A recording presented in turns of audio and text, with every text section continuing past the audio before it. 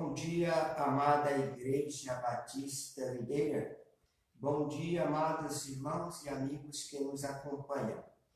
Estamos iniciando mais uma escola bíblica dominical. Nós vamos ter uma palavra de oração. Logo a seguir, estaremos lendo um texto da palavra de Deus e passando a palavra para minha esposa, que dará a aula. Mais uma vez, nós estamos falando sobre escatologia. É uma continuidade do estudo que ela vem fazendo.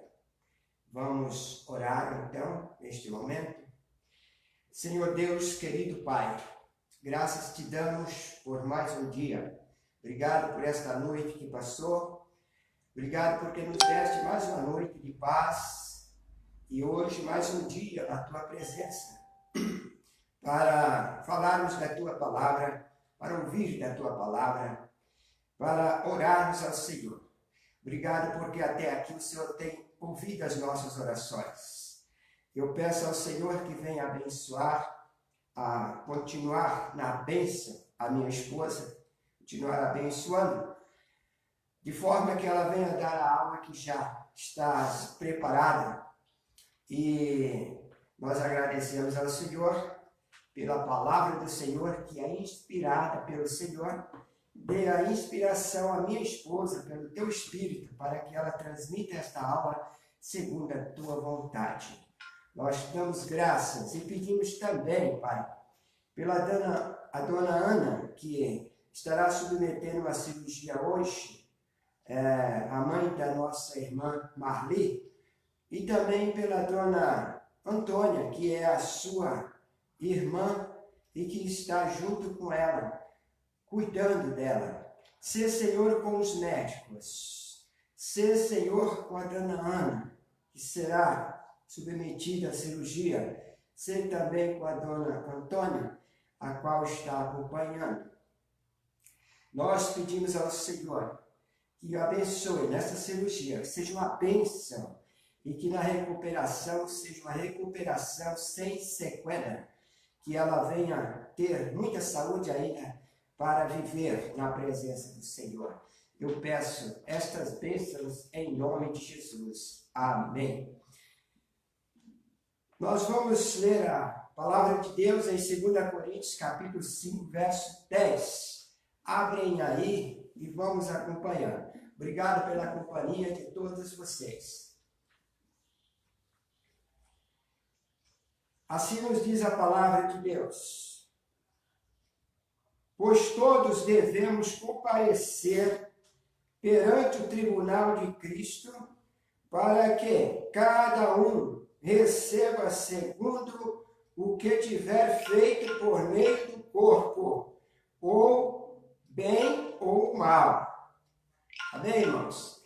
Isso nos incentiva a fazer sempre o bem, a cada dia.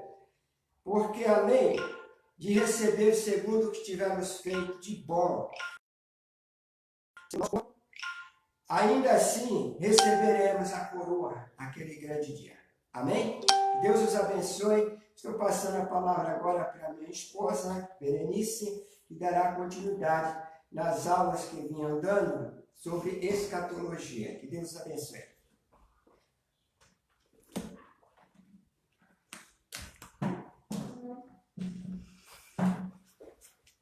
Eu salvo os irmãos e os amigos com a paz do Senhor.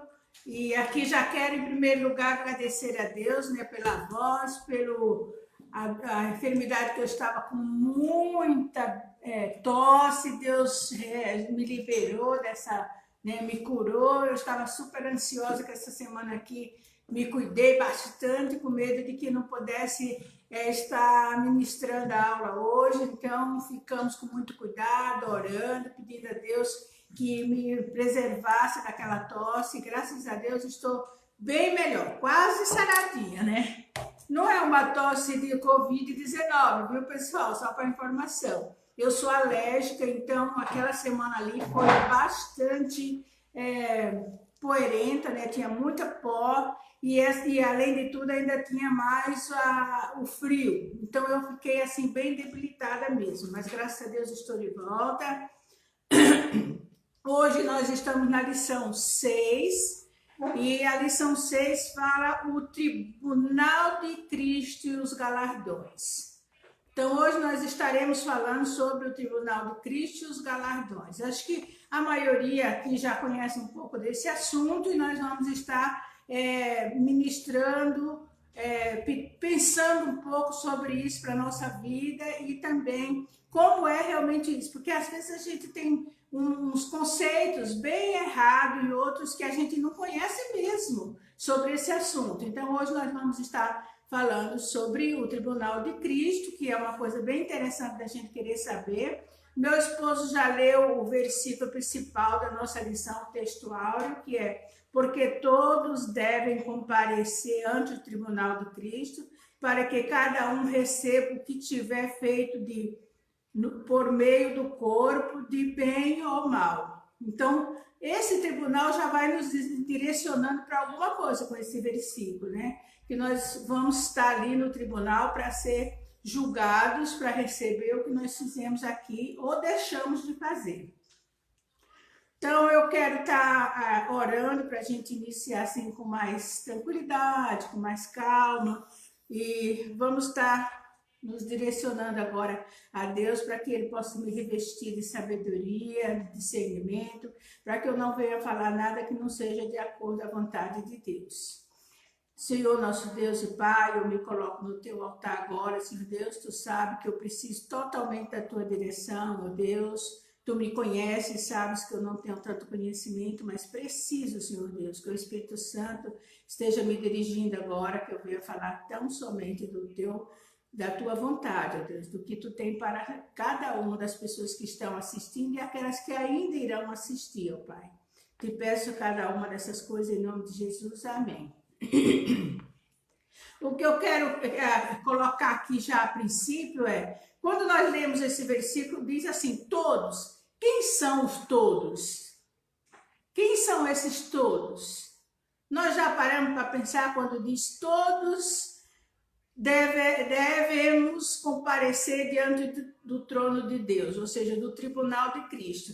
Quem são esses? Todos os cristãos deverão comparecer diante desse trono. Todos os cristãos salvos que foram no dia do arrebatamento. Todos eles deverão comparecer. Ou seja, nós todos estaremos diante desse trono. E aí, como diz o versículo, para sermos julgados do que nós fizemos ou deixamos de fazer. Essa é uma coisa bem importante que a gente tem que sempre estar pensando. Porque o que você não faz também será julgado, tá? E nossa introdução, na nossa lição de hoje, nós vamos estar falando bastante sobre esse Tribunal de Cristo e os seus galardões, os galardões de cada um de nós, né? O que é mesmo, afinal, esse tribunal? O que é? Se vocês quiserem escrever aí, eu vou agradecendo com o que vocês estarão me direcionando aí. O que é esse tribunal? O que significa isso? Que local é esse? Aonde é isso? Onde vai acontecer isso, né? Eu estou fazendo essas perguntas só para despertar a curiosidade, porque quando desperta a nossa curiosidade, nós pensamos melhor, né? Então, onde vai ser isso? Onde nós vamos estar nesse momento? Quem vai estar? Eu já acabei de falar, que são todos os salvos. Aqueles que foram no dia do arrebatamento, estarão todos os salvos, estarão lá. Lembra que eu já dei essa lição? E todos os salvos estarão nesse tribunal aqui. Mas afinal, o que é esse tribunal de Cristo? Onde vai ser? É um local onde vai ser julgada a vida dos cristãos. Pessoal, não é julgar para dizer se você é salvo ou não, porque já somos salvos aqueles que estarão lá. Todos os que estarão lá são salvos, tá? Então, não é para julgar sobre salvação, é para julgar e analisar a nossa vida aqui na Terra. Como foi aqui na Terra a nossa vida? O que é que nós fizemos ou deixamos de fazer? Então, isso se dará. Tem alguns teólogos que dizem que se dará lá no céu mesmo, mas tem alguns teólogos que dizem que não, que vai ser nos ares ainda. Porque tem alguns que se baseiam dizendo assim, que como a Bíblia diz que lá no céu não vai ter tristeza, nem nada dessas coisas, tristeza, não vai ter choro, e etc, etc. Então, eles dizem que vai ser no ar mesmo, sabe? Nas nuvens, como nós já estudamos no dia do arrebatamento. Alguns teólogos dizem isso, outros dizem que nós vamos estar mesmo no céu.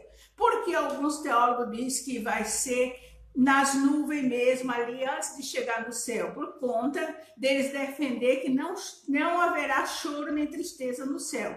E lógico que quando nós vamos ser analisados por Jesus Cristo ali no céu, ou nas nuvens, vai haver tristeza. E aí você vai saber por que vai haver tristeza. Muitos vão ficar muito tristes porque vivem uma vida diferente aqui na terra do que foi prometida para eles. Mas no decorrer da lição, vocês estarão observando o que eu vou estar falando e vendo por que se fecha essa conversa aqui. Então, não estou dizendo que nenhum dos dois teólogos, ou da maioria dos teólogos que fala de um jeito ou de outro, vai se comprometer com isso. Não, não vou estar falando isso. Por quê? Cada teólogo tem seu ponto de vista e eu acredito que nenhum dos dois está errado e também que nenhum dos dois poderão estar certo.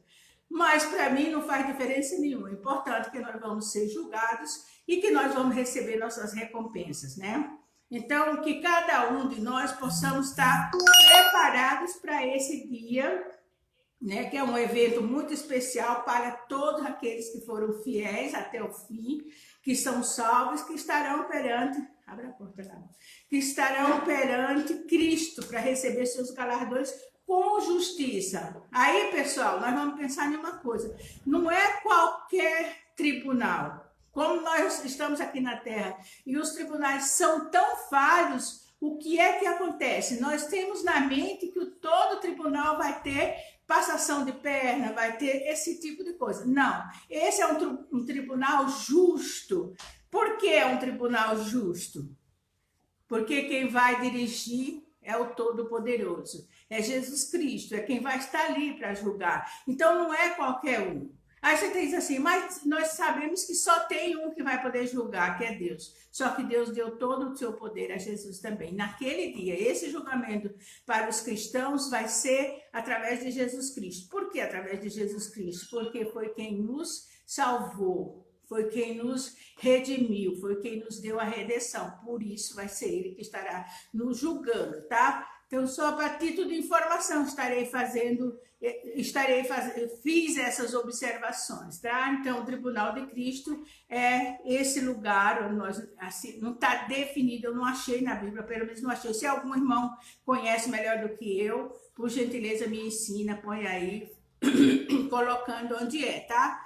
Eu só encontrei na Bíblia, diz do céu. Agora, que tipo de céu? Se é ainda das nuvens, ou se é literalmente já na presença de Deus.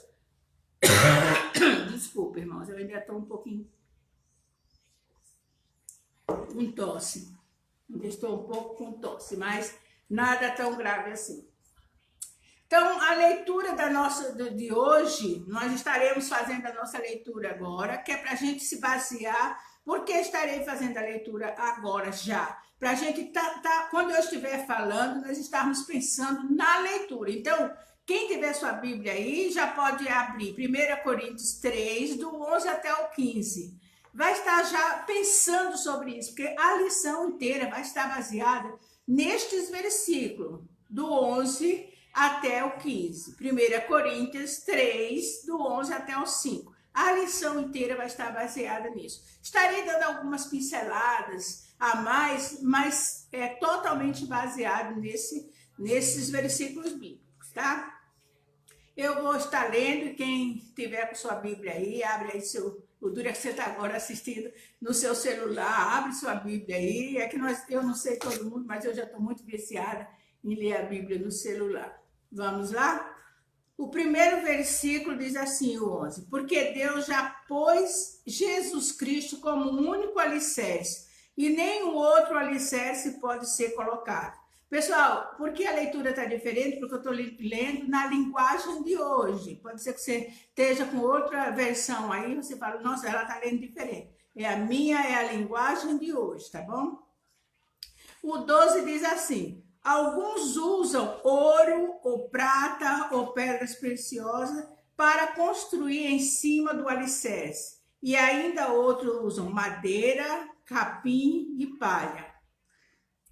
O 13 diz: o dia de Cristo vai mostrar claramente a qualidade do trabalho de cada um, pois o fogo daquele dia mostrará o trabalho de cada pessoa. O fogo vai mostrar e provar a verdadeira qualidade do trabalho. 14.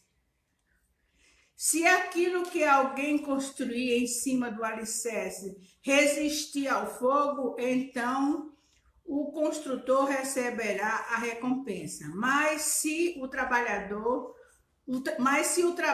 de alguém for destruído pelo fogo, então este construtor perderá a recompensa, porém este mesmo será salvo, como se tivesse passado pelo fogo e fosse salvo. Então, o que é que nós estamos aprendendo aqui com esses versículos? No decorrer da lição, irmãos, guarde bem esses versículos, leiam depois novamente, porque essa é a base que nós temos do julgamento que Cristo vai fazer no seu tribunal para cada um de nós salvos. Então, tem 3 elementos que são muito importantes, 3 elementos que são totalmente sem importância nenhuma. E eu vou dar umas pinceladas depois sobre eles durante a lição, tá? Cada um para a gente saber por que eles existem ali, porque esse versículo fala tanto. Então, na nossa lição de hoje, nós temos 3 pontos principais que nós estaremos falando. O primeiro ponto é o tribunal de Cristo e os cristãos. É o primeiro ponto que eu vou estar falando. O segundo ponto é as obras dos cristãos e o julgamento de Cristo. O terceiro ponto é a prestação de conta dos cristãos e os galardões. São esses 3 pontos que nós vamos estar falando. Só que cada um deles vai ter seus subtítulos, tá? Mas vamos prestar bem atenção, porque eu acho que essa lição é bem gostosa de se aprender, e mesmo porque nós temos que ter conhecimento dessas verdades, e mesmo para alinhar nossas vidas, porque às vezes nós achamos que estamos fazendo tão certinho as coisas, e não estamos. Então, durante essa aula, nós vamos ver que em alguns lugares nós temos que melhorar. Quando eu estava preparando, irmãos e amigos, eu vi que eu preciso melhorar em um monte de lugar. Em um monte de lugar eu preciso melhorar.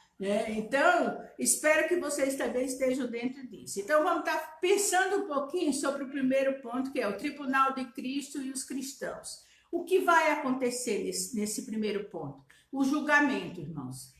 Literalmente o julgamento. Como eu já dei uma pincelada, todos os cristãos transformados, que foram ressuscitados, todos eles serão julgados nesse tribunal.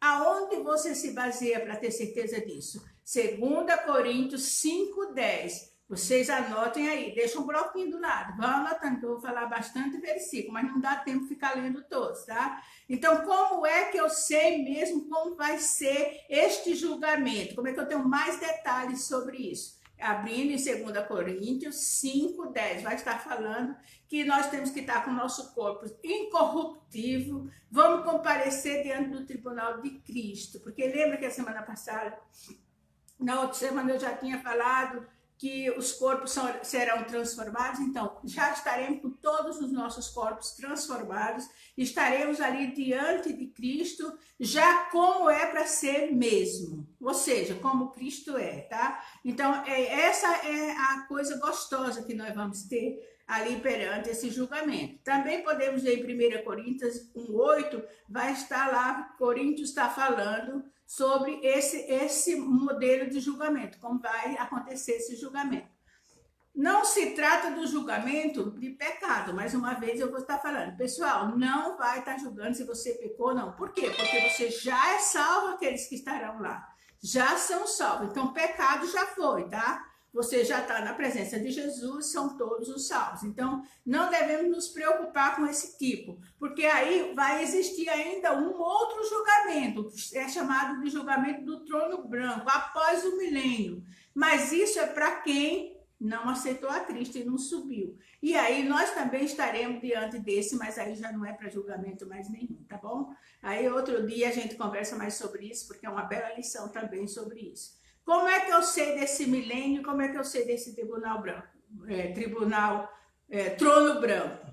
Como é que eu sei desse julgamento do trono branco? Como é que eu sei? Em Apocalipse 20, do 11 até o 15, vai estar falando certinho, irmãos, como é que vai acontecer esse tribunal aí também, esse juiz do trono branco. E aí vocês estarão lendo, né? Eu já li, mas não dá tempo de falar. Os salvos em Cristo Jesus que permanecerem até o fim estarão, glória a Deus, lá nesse julgamento, feliz da vida, e só que daí no decorrer vocês vão ver que tem alguns que não estarão tão felizes, apesar de estarem salvos, não estarão tão felizes, tá? Então, nessa estadia de Cristo e as condições nossas diante dele, esse julgamento é fiel, irmãos. É um julgamento verdadeiro, não é comparado com os julgamentos que nós temos aqui na Terra, que dá errado, que dá o contrário do que nós pensamos, e que está sempre nos tribunais a serem ludibriados, né? Ou seja, feito coisas com os homens. Esse nosso não. O que é que vai ser julgado aí? Que eu já comentei, vou reforçar novamente. O que é que vai estar sendo julgado nesse dia aí? As nossas obras vai estar julgada, as nossas obras, o nosso caráter, nossa frutificação e prática do cristianismo que nós estamos vivendo aqui na Terra. Aí você vai receber ou não galardões sobre isso. Galardões é um prêmio, irmão, como eu já tinha comentado um pouco lá na frente. O que é um prêmio que você vai receber? Ou deixar de receber, pelo que você fez. O que é que ele vai estar julgando em nós? As nossas obras. Então, é importante o cristão estar pensando que obra ele está fazendo. Mas no decorrer da lição eu vou falar mais um pouquinho sobre isso. Que as nossas obras, o nosso caráter, a frutificação praticada aqui na Terra. O que é que você frutificou? O que fruto você está dando como cristão aqui na Terra? Aí vamos receber ou não o nosso galardão ou o nosso prêmio, tá? Então, é isso aí. Onde eu tenho como afirmar isso? Em Apocalipse 22, 12 diz sobre isso, tá? Para a gente não estar falando assim em vão e vago, sem ter certeza das coisas. Então, não, nós estaremos baseado em Apocalipse 22, 12. O outro subtítulo diz assim: quando se dará? Quando se dará esse julgamento, esse tribunal de Cristo? Quando será isso daí? Aí lá vou eu falar de teóloga de novo, né, irmão? Não dá para a gente estudar só sem falar em teólogos e nada, né? Alguns teólogos dizem que isso acontecerá na volta de Cristo, já aqui nas nuvens, que foi o que eu mencionei ainda. Então, essa volta se dará logo que Cristo voltar. Aí, por isso, muitos batem na tecla dizendo que vai ser antes da entrada no céu, já vai ter feito isso daqui. O Salvador voltará, está lá escrito em Apocalipse 22, 12, que o Salvador voltará e trará seus galardões consigo. Ou seja, o meu galardão, o seu galardão, voltará, estará com Cristo no dia que ele voltar. Por isso é muito afirmado que será julgado antes mesmo da entrada no céu. Nós já recebemos nosso julgamento, nossos galardões, antes da entrada triunfal ao lado de Deus, tá? Então, por isso que muitos batem nisso, porque dizem que aqui nesse versículo de 22, 12, diz isso, né? Aquele dia para todos os cristãos que permaneceram fiéis. Aí nós já sabemos que são todos os salvos, né? Aqueles que foram arrebatados. O medão é quem não foi arrebatado, né? Dá um medão, né? Eu, pelo menos, tenho muito medo, porque eu vejo na Escritura como é sofrimento para aqueles que ficarão. Então, é bastante preocupante para aqueles que ficarem. Ainda vão ter chance de salvação? Sim. Sim, irmãos e amigos. Aqueles que ficarem, que vão entrar na tribulação, terão chance de salvação. Só que aí não é mais gratuito, né? Como eu já tenho falado em outros dias. Então, Essa coisa Paulo sempre colocou muito, porque Paulo era bem preocupado em colocar para cada um de nós, e para os discípulos, e para os seguidores da época, e para as igrejas que ele dirigia, ele sempre colocou isso como, olha, prestem atenção, não desanime com sofrimentos. Olha, ele por exemplo, foi naufragado, ele foi o quê? Sofreu com nudez, com fome, ele estava sempre em qualquer lugar, de qualquer jeito, então ele passou bastante dificuldade, tudo em favor de quê? Da obra de Deus, tudo pensando no ministério dele relacionado com a obra de Deus. E ele tinha uma coisa muito linda que eu admiro muito, Paulo. Ele não queria nenhuma honra para ele. Toda a honra ele dava claramente para Deus. Então, e a gente tem que pegar isso e se basear nisso, porque ele tinha como alvo a coroa da vida que ele queria receber. Então, ele buscava o quê? A recompensa que Deus estaria preparando para ele, que Jesus ia entregar para ele. Então, como é que eu sei dessas afirmativas de Paulo? Porque eu posso ler em 2 Timóteo 4:8 e dizer assim: não desanime diante das dificuldades enfrentadas neste mundo, pois em breve Jesus virá e recompensará todo o seu trabalho. Esta é a melhor recompensa que o servo e a serva de Deus recebe. É você ter certeza que você está recebendo sua recompensa pelo que você fez aqui. Não queira a glória de ninguém, porque não será honrado, não receberá sua recompensa. Pode fazer em secreto, não deseje holofotes, não deseje bateção de palma, nem nada. Sejamos fiéis e tendo como convicção de que nossa fidelidade, apesar do sofrimento, vale a pena. Como diz aqui Paulo, vale a pena enfrentar todas as nossas dificuldades. E amigos e irmãos, daqui para frente vai ser mais difícil ainda o cristianismo, né? Porque nós vemos que nós já estamos vivendo um cristianismo aí muito light, muito facinho, porque alguns pastores e alguns líderes de igreja já dizem assim, se começar a apertar, o povo cai tudo fora. Parece que Jesus não disse que não ia ser apertadinho. Até ele diz que o caminho é apertadinho. Não é, nada é folgado na vida do cristão, porque nós não somos deste mundo, estamos nesse mundo. Então é bom a gente ter bastante consciência e ter consciência também da recompensa que cada um vai receber. Então nós não estamos buscando recompensas aqui na terra, porque nem teremos. E se teremos, são poucas e não vai valer a pena. Temos que esperar a recompensa do próprio Jesus. O terceiro subtítulo diz assim: quem será o juiz? Vai lá, coloca aí rapidinho, escreve para eu ver quem será o juiz. Quem será, amor, o juiz? O próprio Jesus Cristo. O próprio Jesus Cristo será o juiz, né? Como é que eu sei que ele é o juiz? Nosso grande juiz será o nosso Senhor Jesus Cristo, diz lá em 2 Timóteo 4:8, né? Que eu até já citei para vocês aí. No 4:8 mostra que ele é o juiz, porque o Pai deu todo o poder para que ele julgasse, para que Jesus julgasse, tá? Então ele deu todo esse poder para que Jesus. Só Deus e Jesus têm poder, o seu Filho, só Deus e o seu Filho Jesus Cristo no universo tem poder de julgamento, mais ninguém. Né? Às vezes a gente vê alguns líderes julgando o povo, querendo condenar o povo, e não é assim. Só Jesus Cristo e Deus, ou só Deus e Jesus Cristo tem esse poder de julgamento aqui na Terra, ou seja, em todo o universo. Né? Só Ele pode julgar os homens.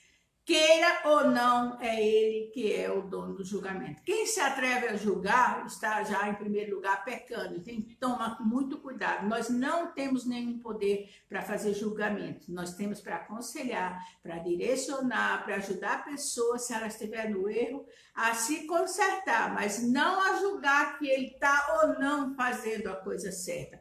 Você não pode ter esse martelo de julgamento. Isso pertence só a Deus e a Jesus Cristo, tá? Então, todos os cristãos passarão pelo tribunal de Cristo. Isso só para fechar esse primeiro tópico. todos os cristãos passarão pelo tribunal de Cristo. Não tem nenhum que vai escapar, tá? Porque são todos os salvos ali. Agora vamos para o segundo tópico, irmãos. As obras de Cristo e o julgamento as obras cristãs e o julgamento de Cristo. Agora vem, quais são as obras de nós, os cristãos? Né? Quando eu estava estudando, eu fiquei parada pensando como é que estão minhas obras, como é que eu estou fazendo. Obras não levam aos céus. Quem nos leva ao céu é Jesus Cristo. Porém, quando ele foi, ele deixou várias coisas para que cada um cristão esteja fazendo. E aí é onde está o grande perigo e é onde está a omissão de muita gente. Não entende que você foi salvo, não para ficar bonitinho na igreja, pegando seu carro todo domingo, ou toda quarta, ou toda quinta, e ir na igreja bonitinho e sentar lá e boa. Não. Você foi salvo porque você tem um ministério dado por Jesus. Quando subiu, ele disse a cada um de nós o que nós tínhamos que fazer. O primeiro é ir e pregar o evangelho a todos. Aí a gente tem que se perguntar, estou fazendo isso? Estou dentro desses padrões ou não? Então vamos ver aqui as obras dos cristãos e o julgamento de Cristo. A primeira coisa é a precisão dos julgamentos, irmãos. Eu já dei algumas pinceladas, porque a lição quase toda está falando sobre julgamento mesmo. A precisão desse julgamento. O julgamento será preciso porque passará pelo crivo de Jesus Cristo. Não é qualquer um que vai estar julgando, porque ele já conhece sua vida, já conhece minha vida. Ele não vai precisar que você diga para ele o que você fez ou deixou de fazer. Não precisa se preocupar, porque ele já sabe todas as coisas que você fez e que eu fiz. Então é um julgamento preciso, porque ele mesmo, Senhor Jesus Cristo, conhece e vai passar pelo crivo dele. A assinatura dele vai estar lá.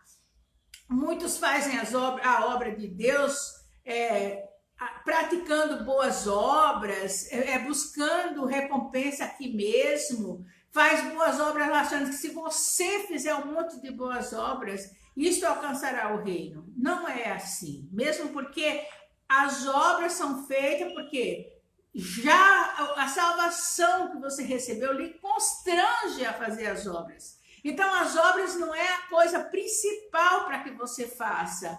As obras são resultado do que Jesus já fez por você. Então nós temos que buscar, tem muitas pessoas que buscam satisfação no que está fazendo. Estou fazendo um monte de obras e busca satisfação aqui, pessoal, agora. Eu faço para que todo mundo veja, para que me elogie, para que eu seja o tal.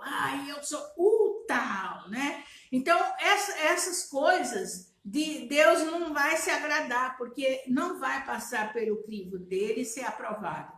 Vai passar no fogo e vai ser queimado. Por quê? Porque esse tipo de ação não tem nenhum valor diante dele. Só que muita gente se ilude que tem. Eu sou o cara, ou eu sou a mulher mais espiritual. E fica nessa busca boba de querer fazer as coisas por interesse pessoal. Só que esquece que esse seu galardão já está sendo honrado aqui mesmo. Quando você faz um tipo de ações sociais ou coisas de qualquer nível para ser visto aqui mesmo, o seu galardão já foi recebido aqui mesmo. Então, naquele dia do Tribunal de Cristo, você não tem mais nada para ser recebido, porque já recebeu aqui. Então, nós temos que tomar bastante cuidado sobre isso. Mas a palavra de Deus diz que todas as obras serão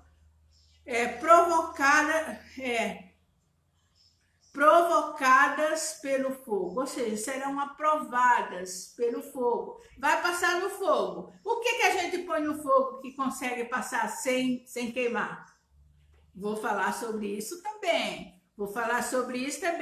O fogo divino vai purificar e revelar qual é a verdadeira intenção do coração. Irmãos, Deus vê muito a intenção do coração. Às vezes nós estamos dentro da nossa casa, você pode até estar doente, você pode estar até acamado, mas o desejo do seu coração era sair e ganhar almas para Cristo. Deus vai ver isso, o desejo do seu coração, o que realmente seu coração deseja fazer, e não o que você faz. Só. o desejo do seu coração também, Deus vai estar vendo a intenção do seu coração. Qual é a verdadeira intenção do meu coração quando eu estou louvando a Deus lá na frente? Qual é a verdadeira intenção quando eu estou pregando? Qual é a verdadeira intenção quando eu estou ministrando aqui a palavra do Senhor também na EBD? Qual é a verdadeira intenção do meu coração? É me aparecer ou é aparecer a verdadeira glória de Deus? Isso que nós temos que sempre estar avaliando. Eu vou dar uma falazinha sobre o versículo de 1 Coríntios 3:12. Eu vou ler o versículo novamente, porque eu vou falar agora em cada um desses daqui. Eu vou dar uma pinceladinha só para a gente saber um pouquinho sobre isso. 1 Coríntios 3:12 diz assim: alguém usa o ouro, ou a prata, ou a pedra preciosa para construir em cima do alicerce. E ainda outros usam madeira, capim e palha. Isso é o versículo de 1 Coríntios 3:12. Agora, como eu vou estar falando um tiquinho sobre eles, a nossa lição não é só baseada nisso e não é nem para isso. Vou dar como um esclarecimento mesmo para a gente ficar bem assim, mais apanhando o que é que nós vamos querer para nossas vidas. Eu achei que isso daqui mexeu tanto com a minha vida que eu quero passar um pouquinho para vocês também. Então, a primeira coisa que ele fala ali é ouro. Irmãos, o que significa, o que simboliza esse ouro aqui? Que obra é essa que nós vamos construir em cima, como se fosse ouro? Pode escrever aí, escreve para eu ver o que é que vocês pensam que é isso aqui. Então, a primeira colocação aqui do versículo é: alguns usam ouro. O que é usar o ouro? O que simboliza isso? O ouro simboliza o Pai. O Pai, Deus mesmo, o Todo-Poderoso. Então, o ouro é a coisa mais preciosa. Quando nós falamos da Bíblia, quando nós falamos disso aqui, é a coisa mais preciosa. E que o fogo queima? Não. O ouro, o fogo não queima. Ele purifica o ouro para ficar melhor, mas não queima. Então, o ouro simboliza aquilo que procede de Deus, as coisas divinas. Como é que você achou isso, Berê? Lá em Jó 22, do 23 ao 25 fala disso, tá? O outro lugar que nós podemos ver também é Apocalipse, vão anotando aí, 3:18 também fala sobre isso, tá? Não dá pra gente ficar lendo tudo, mas dá para os irmãos procurar aí. Podemos comparar o ouro às obras que os cristãos fizeram para a glória de Deus. O que é que nós cristãos estamos fazendo para a glória de Deus? Quando nós estamos pensando que nossas obras têm que ser para o Pai, nós temos que pensar que tem que ser obras direcionadas para o Pai. Quais são elas? Nós temos algum pensamento ou alguma certeza de quais são elas? Coloca aí para eu ver, pessoal, quais são essas obras. Tudo que você fizer direcionado para Deus mesmo, dando ênfase a Deus, toda a glória a Deus, esta é a obra que você está fazendo em cima como se fosse ouro, tá? Podemos comparar o ouro às obras que o cristão faz para a glória de Deus. Onde eu encontro isso, irmãos? Em 1 Coríntios 10:31. Está lá que mostra como é e por que é que nós temos que estar fazendo. Eu gostaria que tivesse bastante tempo para a gente estar lendo todos esses versículos, mas infelizmente não. Obras praticadas por cristão, eu estou falando da obra ouro. Aquela que você faz em cima do ouro, ou seja, que você faz para Deus. Obras praticadas por cristãos que têm um espírito aquebrantado e contrito. Estes foram feitos para Deus. Quando você faz com o coração aquebrantado, quando você está contrito na presença de Deus, quando você realmente está totalmente quebrado diante de Deus, que aquilo não mais eu faço, mas Cristo faz. Ou eu não mais vivo, mas Cristo vive em mim. Eu tenho minha vida totalmente direcionada para Deus. Este é o trabalho que a gente faz como ouro, para o Pai, como ouro. E a prata, pessoal? Como é mesmo a prata? O que é que ela simboliza? A prata simboliza o Jesus Cristo mesmo. A prata é Jesus Cristo mesmo. Ai, por que ele está mais baixo? Porque lembra-se Porquanto a prata simboliza também a redenção. E por que Jesus foi vendido por quanto e por quê? Foi vendido por prata, certo? E 30 moedinhas de pratas. Foi o que foi a redenção. Então a prata simboliza Jesus Cristo mesmo. E como é feito isso? No Antigo Testamento, a redenção dos filhos de Israel eram pagos por prata. Como é que eu sei disso? Está lá em Êxodo 30, do 11 ao 16. E em Levítico 5, 15. Está lá para os irmãos comparar, viu? Os amigos aí compararem se realmente eu estou falando. E no Novo Testamento, simboliza a redenção feita por Jesus Cristo. Está lá em 1 Pedro 1, 18. Compara lá porque que é Jesus Cristo é a prata. E porque ele realmente, essa prata realmente é o símbolo da nossa redenção. Tá? E também 1 Coríntios 6, 20 também afirma bastante coisa sobre isso. E vamos também pensar assim, e a pedra preciosa, irmãos? A pedra preciosa é tudo que você fez direcionado para o Espírito Santo. Vocês viram que eu falei da Trindade? Estou falando da Trindade. Essa é a base, irmãos. Nossas obras e tudo que Deus nos deu é para nós estarmos baseados na Trindade, fazendo para a Trindade. Tudo que for fora disso daqui, irmãos, é desaprovado por Jesus Cristo no tribunal. Então nós temos que tomar bastante cuidado. Aqui a pedra preciosa simboliza o Espírito Santo. As pedras preciosas são símbolo do Espírito Santo, a glória de Cristo para os cristãos. Já é o êxito aqui, já é bem... Olha, você agora finalizou a coisa aqui. Você está no auge de quê? Você está sendo o quê? O auge como cristão, fazendo as obras que o Espírito Santo está te mandando. Porque quantas vezes a gente desobedece ao Espírito Santo? Quantas vezes o Espírito Santo fala com a gente nem está aí, nem escuta, né? Eu sempre falo que ele é, né? Eu acho que a Gileide lembra bem disso que eu fico falando, né? Que realmente nossas vidas são totalmente dominadas pelo Espírito Santo.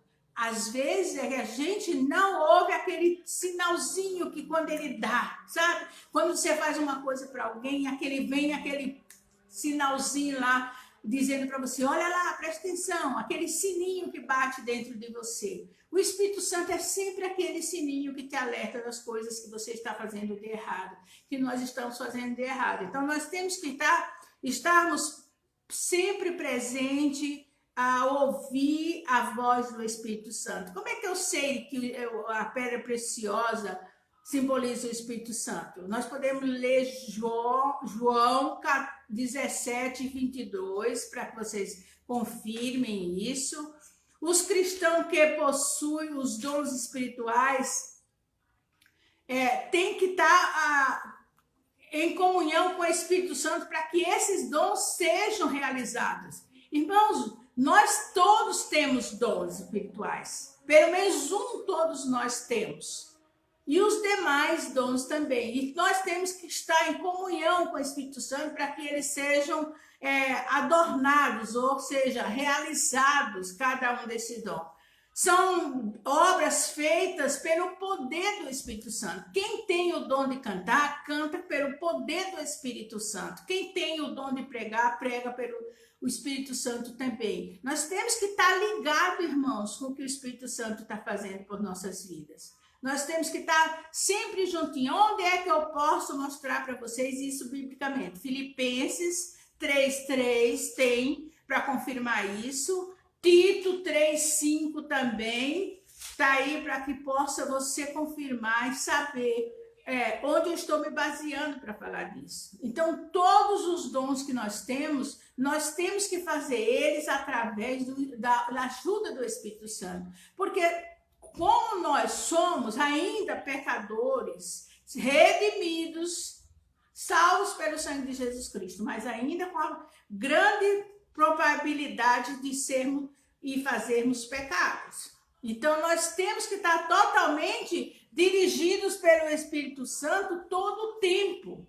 Nós temos que estar em submissão ao Espírito Santo, que é o que hoje está está aqui na terra, nos guiando e fazendo todas as demais coisas. Então, nós temos que estar bem, mas bem ligado com ele mesmo. Agora, eu vou falar do mesmo versículo, lembra que tem os outros. Qual é a observação que eu quero fazer? Madeira. O que simboliza a madeira? A madeira simboliza as coisas humanas, o que eu tenho vontade de fazer, o que eu posso trabalhar na igreja que nem uma louca, pela minha própria vontade. É uma figura de uma árvore que cresce naturalmente. Então, eu posso fazer muita coisa naturalmente, sem precisar do Espírito Santo, certo? Posso. Quem disse que eu não posso? Quem disse que você também não pode? Podemos fazer um monte de coisas dentro da igreja, dentro da obra de Deus, mas tudo pelo braço, tudo pelo meu ser humano. Por quê? Nós somos inteligentes, nós podemos fazer um monte de coisa. A grande dificuldade é, será que vai ser aprovado no fogo, no crivo do Senhor Jesus Cristo? Será que a madeira não queima? Será que esse simbolismo de a glória humana, porque na realidade quando nós fazemos nesse simbolismo da madeira, ou quando nós fazemos em cima da madeira as nossas obras, será que nós vamos passar no fogo do julgamento? A madeira queima ou não queima? Então, será que o que eu vou fazer no meu trabalho na igreja, no meu trabalho no ministério, eu estou fazendo o máximo, eu estou me desdobrando, e vai acontecer até a pessoa se salvando nesse meu trabalho no braçal. Mas no dia que chegar lá, aí é que tem uma coisa que eu quero colocar, nós vamos nos decepcionar. Por que alguns teólogos dizem que vai ser feito antes de entrar no céu? Porque aqui vai haver muito choro, porque a pessoa fez e ela achou que aquele braço que ela colocou lá, quase me matei de trabalhar na obra, só que ela trabalhou pelo braço, pela própria natureza, que nem uma árvore. Nasce pela própria natureza, cresce, dá flores, frutos e etc. Mas tudo pela própria natureza. Então, e aí muitos vão se decepcionar. Por que vão se decepcionar? Porque não vão receber recompensa nenhuma. Não terá galardão para ele, porque ele fez no berro, ele não fez por nada. Ele não fez por Jesus, ele não fez por Deus, ele não fez através do poder do Espírito Santo, ele fez por ele mesmo. E aí, madeira, ela queima e não passará, tá? E aí, depois nós temos, naquele mesmo versículo que eu li lá, nós temos o quê? O feno. O feno é um capim, é uma erva seca. Quem conhece feno sabe, né? Eu já dei muita aula para criança e a gente, né? A irmã Marta, que está assistindo aí, também sabe. A gente usa muito pegar o feno para mostrar para as crianças o que é. Ela é uma palha. Ela é simplesmente uma palha. E muitos hoje recebem de Deus as coisas para ser, de Jesus as coisas, o ministério para fazer, mas faz em cima do quê? Do feno, que é um capinho. Aparentemente parece uma coisa muito legal e consistente, mas não tem consistência nenhuma. É uma erva. Onde é que eu posso ver isso daqui? Isaías 15:6 vai nos dar base para você ver que o capim é perecível, irmãos. Caiu no fogo, é rapidinho, né, para ser queimado. Nós vemos aqui no nosso país, Brasil mesmo, quanto tem queimada. Por quê? Porque cai no capim e é rapidinho para ser queimado, é muito fácil de ser queimado. E Isaías também, 51:12, também, a apresentação da obra do cristão que trabalham somente buscando a glória e a fama para si mesmo. Será que nós não temos alguns cantores? Eu não quero me meter com a vida dos cantores gospel, não, mas será que não tem, que gosta tanto da fama, que gosta tanto de aparecer? Se você vai convidar um para vir na sua igreja, o que acontece? Se você não tiver uma boa grana, não consegue, né? Esse já está recebendo sua fama, sua glória, a si mesmo aqui mesmo. Agora a gente está pensando neles como cantores que têm que sobreviverem. Mas e pense em nós também. Às vezes nós somos muito orgulhosos e muito nariz empinado e queremos muito o quê? O que é que nós queremos muito? que o povo reconheça a gente, né? Às vezes, quando tem um evento na igreja, eu sempre temo muito quando tem evento na igreja, porque depois a gente tem que agradecer a cada um que nos ajudou. E às vezes, por um acaso, se você esquece de agradecer a uma, aquela pessoa quase morre porque você não agradeceu. Só que é melhor aquele que não recebeu o agradecimento receber de Deus do que receber aqui da terra e já está com seu galardão. Mas nós somos assim, nós queremos receber. Ai, a irmã fez um chá para as irmãs, mas agradeceu a todo mundo, esqueceu de mim. É humano que a gente esqueça, mas não é humano que a pessoa queira ser glorificada. Lógico que a gente não pode esquecer. Eu geralmente, quando faço alguma coisa, anoto todos os nomes para não esquecer.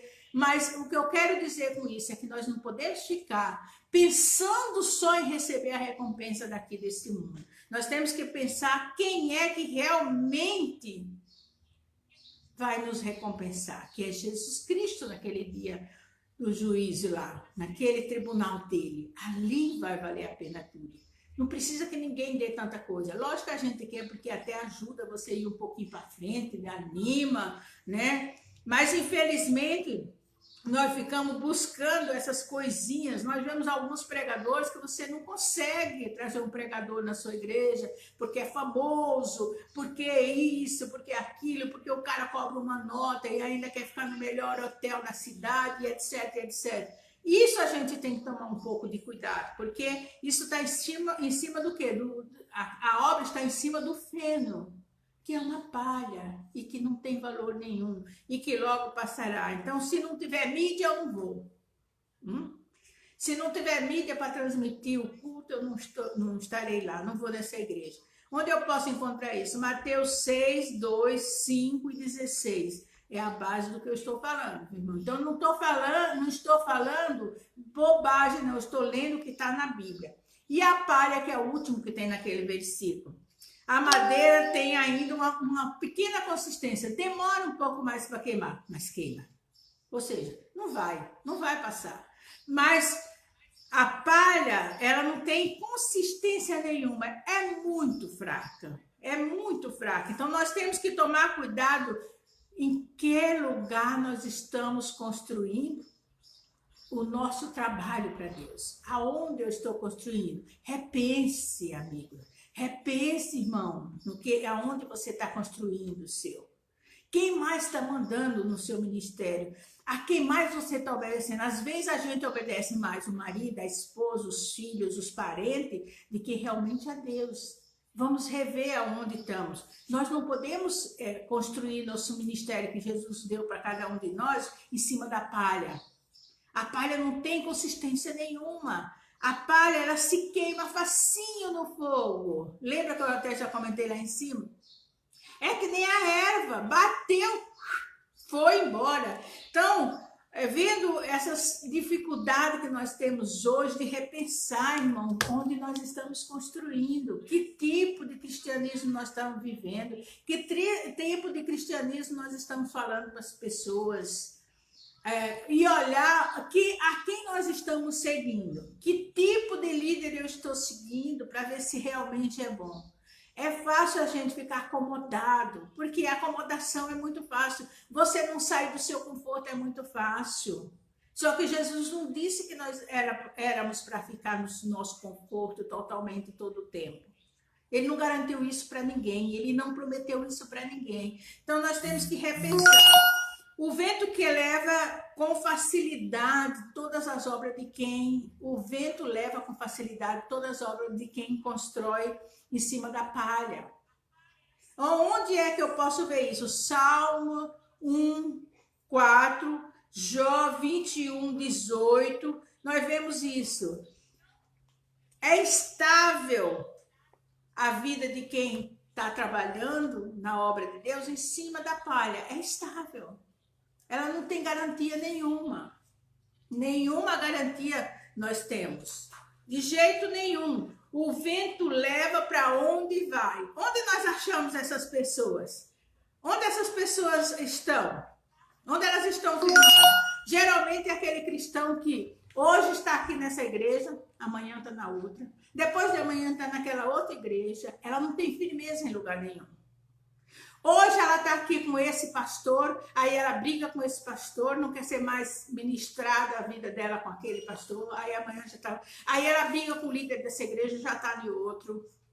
E ela acha sempre que está certa. São cristãos instáveis, que não têm firmeza em nada, inconstantes. Um dia ele está bênção na igreja, nossa, Deus do céu, é o melhor professor de escola dominical, é o melhor professor de criança, é o melhor. No outro dia ele não é mais nada. Não quero saber, brigou com todo mundo, muda de igreja, a crença dele é em tudo. Você está na igreja batista, você tem sua crença nos batistas. Se você não é um presbiteriano e está na batista, é porque você acredita na doutrina dos batistas. Mas eu pulo para lá, pulo para cá, acredito nisso, acredito.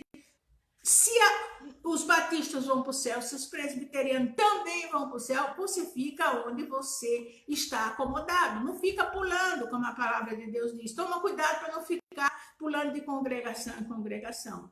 Porque você não se afirma em canto nenhum. Então, esse trabalho é o trabalho que está construído em cima de que mesmo? Da palha. Então, você não tem nenhuma garantia de nada. E quando chegar lá, vai se decepcionar muito.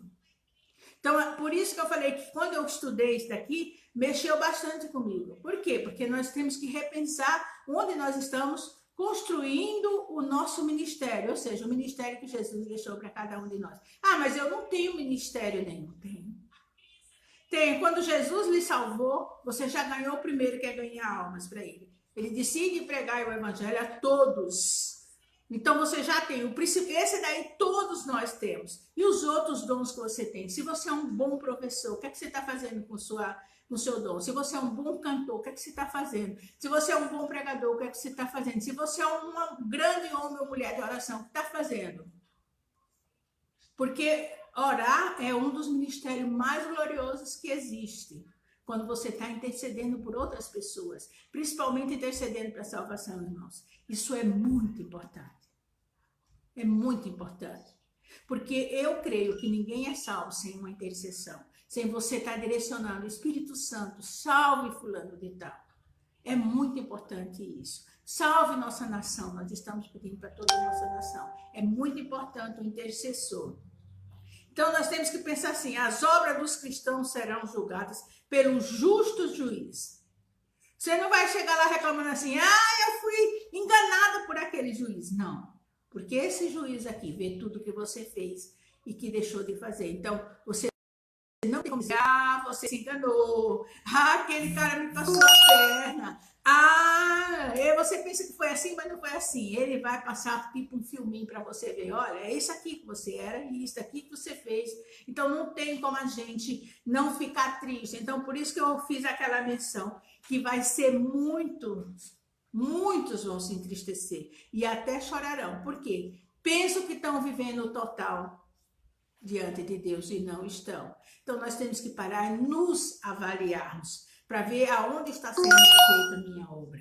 Vamos parar, nos avaliarmos e melhorar, viu?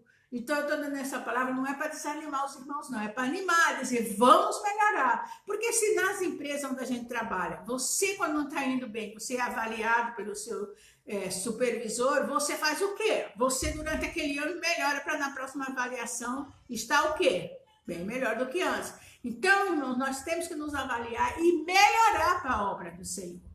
Esse é o intuito de Deus, é que cada um de nós estejamos melhor e melhor e melhor.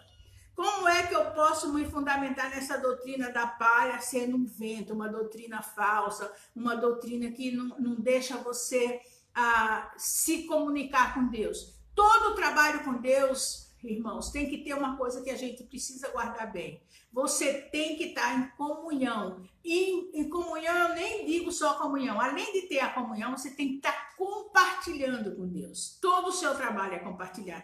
Por isso que quando você é direcionado por Deus para fazer uma coisa, você tem que fazer.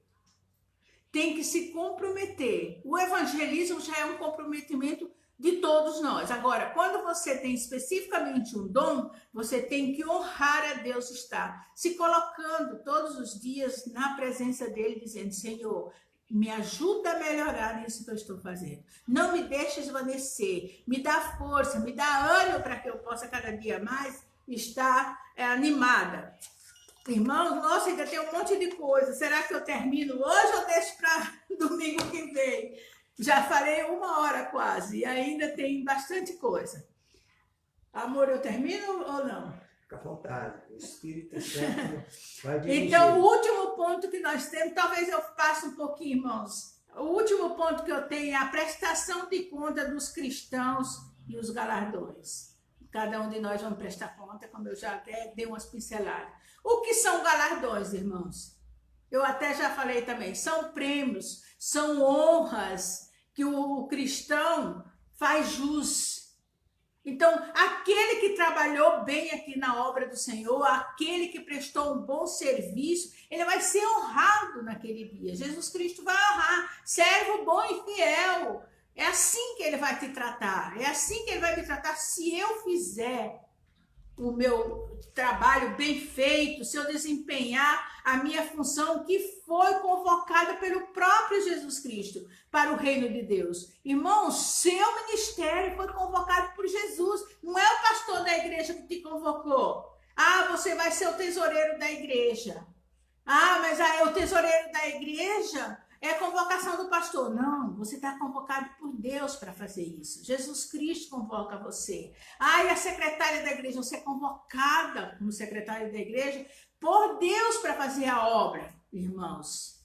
Cada um de nós temos, você foi convocado como pastor, para ser o pastor, para honrar Deus. Então, você está convocado por Deus para fazer isso, irmãos.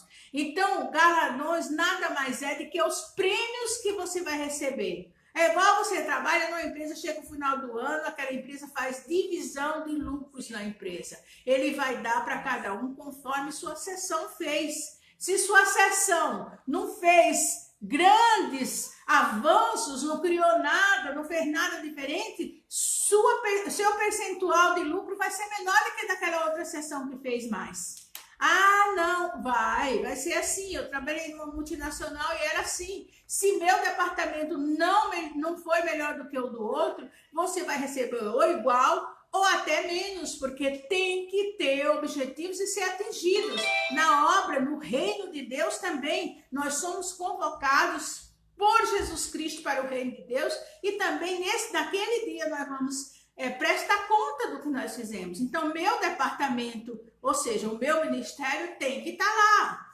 prestando conta e dizendo: olha, foi isso que eu fiz. Apesar que nós não podemos enrolar, tá? Não dá para fazer que nem nas empresas, que elas às vezes dão um somebody love. Aqui não dá para fazer, porque ele vê todas as coisas, todos os dias e todos os instantes, tá? Então, uma palavrinha para os nossos pastores. É uma honra ser pastores. É uma honra. É um privilégio ser pastor, mas também tem suas grandes dificuldades, tem suas grandes responsabilidades.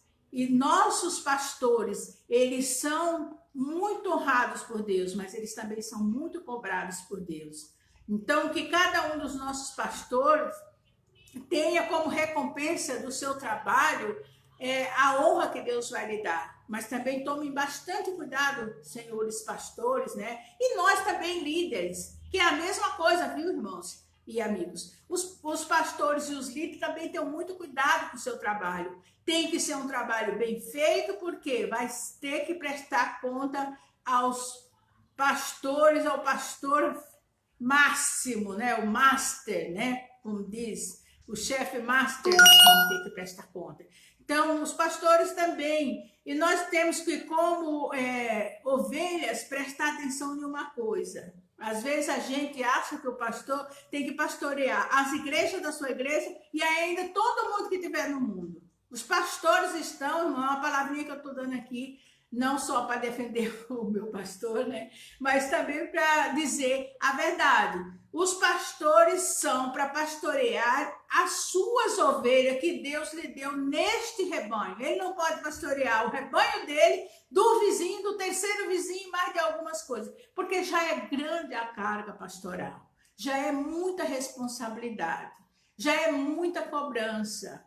É um privilégio muito grande, sim, mas também tem muitas preocupações, muitas dificuldades. Como é que nós podemos ver que o pastor tem que estar bem alicerçado, principalmente pensando que ele é um exemplo do bom pastor que é Jesus Cristo? Está lá em João 10:10. Ele tem que estar assessorado em cima de todas as diretrizes de Jesus Cristo, sendo um grande seguidor de Jesus, porque ele vai dar conta por cada ovelha que ele tem como no seu rebanho. Então ele tem que estar bem assim, cauteloso, orando sempre, tendo palavras dóceis, sendo na hora necessária, sendo duro, porque às vezes nós como ovelha precisamos receber palavras duras para ver se a gente se acerta, porque tem hora que tem ovelhinha que precisa de ser, presta atenção, né? E às vezes a gente fica toda dolorida porque o pastor nos corrigiu, né? Quantas vezes eu mesmo já fiquei quando eu tinha meus filhos pequenos, por exemplo. Eu ficava muito dolorida quando o pastor me dava uma repreensão que relacionava-se a meus filhos, né? Principalmente o Silvano, que era muito danado na igreja, né? Então eu ficava bem, às vezes, triste. Mas aí a gente tem que pensar assim, é a responsabilidade deles. Se eles abrirem mão de tudo que as suas ovelhinhas quiserem, daqui a um pouco ele tem que prestar conta, e olhe que conta que ele vai ter que prestar a Deus em relação a tudo isso. Então, nós temos que amar os nossos pastores, ajudar eles no ministério deles, porque a salvação é individual, mas o pastor cuida de todas as demais ovelhas, tá? Então, é um cuidado muito grande, tá? Eu acho que dá para fechar por aqui, irmãos. Se vocês não deixarem nenhuma pergunta aí para eu responder, então dá para eu concluir aqui pensando assim: a distribuição de recompensas será feita no julgamento. Tais recompensas nunca serão concedidas para satisfazer o ego do cristão. Nunca, viu, irmãos? Por quê? Porque o nosso juiz é um juiz honesto. Então, nunca vai ser pelo que você deseja ter, mas é sempre para glorificar o nome de Jesus Cristo. Ele capacita cada servo, né, através do Espírito Santo, para que cada um esteja sendo fiel e atingindo seus objetivos, mas a honra toda é dele. Você e eu não temos nenhuma honra, porque nós somos servos, e servos é para servir, não para ser honrados. Tá? Então, toda a honra é a Jesus Cristo, tá? Então, eu vou só fazer umas perguntinhas revisando para a gente guardar, levar para casa. Leve essas perguntinhas para casa, vamos repensar sobre elas. A primeira pergunta é assim, eu já falei, eu só vou repensar. Todo o cristão vai comparecer diante do tribunal de Cristo? Todos vão? Todos nós vimos na lição, todos nós cristãos salvos estaremos no tribunal de Cristo recebendo ou não nossas recompensas, tá? A outra pergunta é, qual a condição para ter sido salvo e permanecer salvo? Qual é a condição?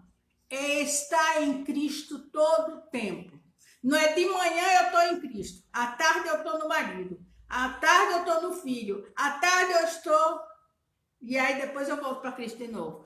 Todo o tempo você tem que estar em Cristo. Eu estou em Cristo mais filhos, eu estou em Cristo mais marido, eu estou em Cristo mais minha família, eu estou em Cristo mais a igreja de Cristo. Mas sempre Cristo tem que ser a base principal. Cristo é a base principal, tá? Então nós temos que estar, que é isso que nos leva ao dia do arrebatamento. Quando se dará o tribunal de Cristo? Segundo alguns teólogos, como eu já disse para vocês, acontecerá na volta de Jesus. E ele já traz os nossos galardões ali naquela volta dele. Ele já traz. Por isso eles dizem muito que será nos ares ainda, será nas nuvens ainda. Porque diz, ele já vem com os galardões ali para nós, tá? Como é que Deus vê a intenção do coração de cada um de nós? Como é que Deus fica... prevendo isso, como é que ele vê? Ele não vê, ele conhece nosso coração, ele conhece nossos pensamentos, Ele conhece todas as coisas, e por isso ele sabe que vai ser aprovado ou não vão ser aprovados. Tem gente que vai entrar no céu só com a salvação.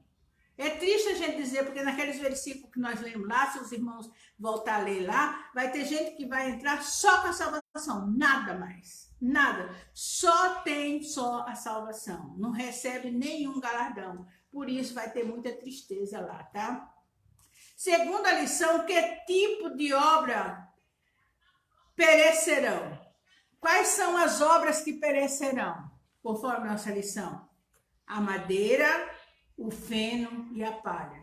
Então, vamos ter cuidado para que nós não possamos estar construindo o nosso alicerce nessas coisas, 3 coisas que eu citei agora, nessas 3 últimas coisas, que é a madeira, o feno e a palha. Vamos estar revisando nossa vida cristã, verificando onde está sendo plantada toda a nossa obra, todo o nosso ministério que Jesus nos deu, irmãos. Vamos estar finalizando a nossa lição de hoje com um apelo que os irmãos continuem estudando. Amanhã eu estarei passando novamente os textos bíblicos e continuem orando para mim. Vocês estão vendo que minha garganta ainda está judiando de mim um pouquinho, né? Continuem orando por mim, por meu esposo, para que a gente possa estar fazendo a vontade de Deus, estar buscando cada dia mais estar presente na vida de vocês e principalmente estar com Jesus Cristo sendo o guia principal da nossa vida, que o Espírito Santo esteja dirigindo as nossas vidas, tá? A Márcia está com câncer. A prima da sua irmã, Nilce. Márcia. Eu estarei orando agora pela minha irmã Nilza, minha irmã de coração mesmo, me pediu agora oração aqui por uma prima, eu não sei quem é. Prima Márcia. Sim. O Domingos anotou e também a Marta me pediu oração aí. Eu não lembro agora direitinho por quem que é. Deixa eu ver se eu consigo puxar aqui. Irmã Marta. A irmã Marta pede oração para a prima. É a Marta que pediu. A irmã Marta está pedindo oração pela prima dela que está com câncer, então nós vamos estar orando.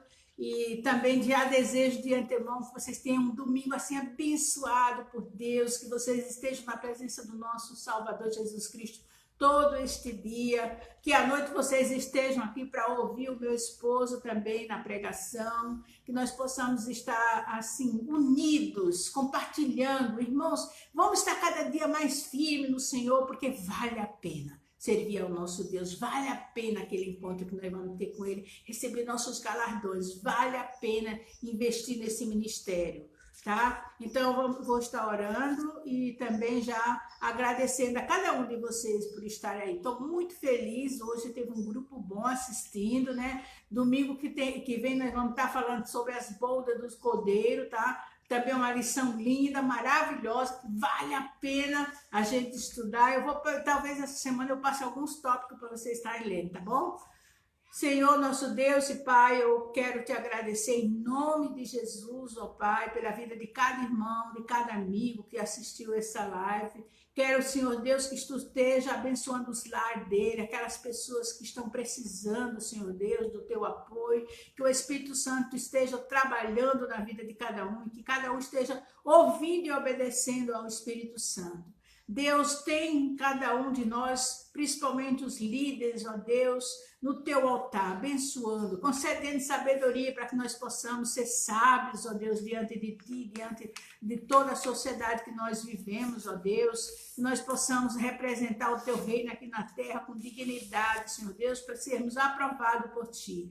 Deus esteja abençoando o dia de cada um hoje, dirigindo a vida de cada um, preparando seus corações para o culto logo mais à noite, ó Deus, que nós possamos, Senhor, estarmos louvando de todo o nosso coração, de todo o nosso entendimento ao nosso Deus, que é digno de todo louvor.